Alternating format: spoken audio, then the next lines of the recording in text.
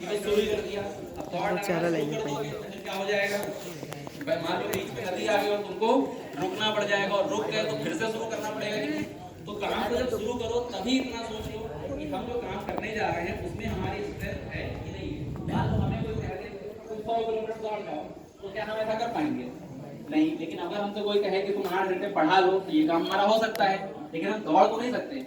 मतलब हम घोड़ों की रेस में तो आएंगे नहीं कभी, लेकिन हाँ हम पढ़ा सकते हैं, तो ये काम हम कर रहे हैं। लेकिन हमसे कोई कहे कि हम 100 किलोमीटर दौड़ जाएं तो ये संभव नहीं है। अच्छा, चौथी कहानी जो है उसमें भी यही होता है कि चौथी में जब रेस होती है, तो चौथी बार जब रेस होती है तो उसमें कछुआ भी जीतता है और खरगोश, मतलब दोनों साथ साथ में पहुंचते हैं। तो होता क्या है कि जब कछुआ और खरगोश दोनों रेस लगाना शुरू करते हैं तो रास्ते में नदी पड़ती है। तो कछुआ जो है वो खरगोश से कहता है कि तुम हमारी पीठ पर बैठ जाओ, और दोनों लोग पार करके जो है नदी को क्या कर जाएंगे, पार कर जाएंगे, और दोनों लोग निकल जाएंगे। अब देखो, जब चौथी बार जब रेस हुई तो उसमें क्या हुआ कि कछुए में और खरगोश में, दोनों में क्या हो गई, दोस्ती हो गई। और वो दोस्ती क्या थी, एक प्योर फॉर्म ऑफ फ्रेंडशिप थी, मतलब वो अच्छी दोस्ती थी कि दोनों ने एक दूसरे के क्या करी, मदद करी। तो अपने जीवन में दोस्त ऐसे बनाओ जो तुम्हारी क्या करें, मदद करें। मान लो कोई दोस्त बना लिया और उनकी उपयोगिता तुम्हारे जीवन में है ही नहीं, अगर उनकी उपयोगिता तुम्हारे जीवन में नहीं तो ऐसा दोस्त क्या करोगे क्या? अब मान लो कभी तुम्हें जरूरत पड़ी और तुम्हें उस दोस्त ने कभी काम नहीं दिया, तो फिर क्या होगा? तो फिर तुम वो दोस्ती तो बेकार ही हो गई ना। तो हमेशा जो जीवन में दोस्त बनाओ वो कैसे बनाओ, ऐसे बनाओ जो तुम्हारे काम पर तुम्हें क्या देते हैं, तुम्हें कुछ उपयोगिता सिखा सकें। अगर तुम्हें अनार का जूस नहीं पिला सकते हैं तो तुम्हें सिगरेट पीना भी ना सिखाएं।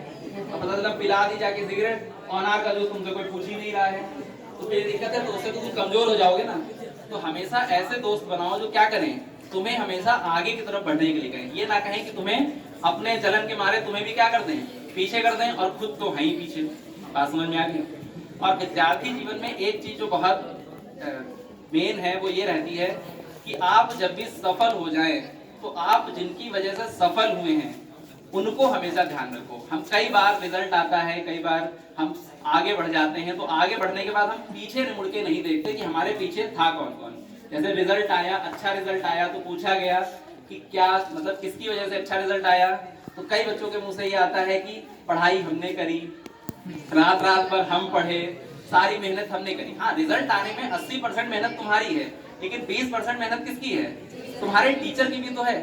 तो हमेशा अपने पीछे वालों को मत भूलो, कि तुम्हारे जो पीछे हैं, अपने गुरु को मत भूलो, अपने माता पिता को मत भूलो, कि तुम्हारी मेहनत में थोड़ा सा योगदान उनका भी है। अब तुम्हारे रिजल्ट नंबर अच्छे आ गए तो तुम अपने दोस्त को भूल गए, क्योंकि तुम्हारे नंबर अच्छे आ गए और तुम्हारे दोस्त के नंबर बेकार आ गए मान लो, तो तुम अपने दोस्त को क्या कर गए, भूल गए। तो तुम्हारे दोस्त ने भी तुम्हें उतना ही महत्व दिया जितना बाकी सबने दिया। तो अपने गुरु को तो नहीं भूलो, लेकिन अपने बाकी सब जो माता पिता हैं और